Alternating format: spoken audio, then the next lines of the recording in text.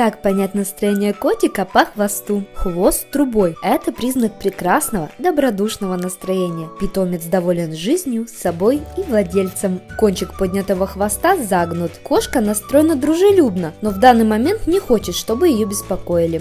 Хвост задран вверх и подрагивает. Означает, что ваша кошка очень рада вас видеть. Это очень дружелюбное приветствие, которым кошка встречает любимого хозяина. Если хвост бьет по полу, возможно, в кошке проснулся охотник, когда она наблюдала за птичкой, мухой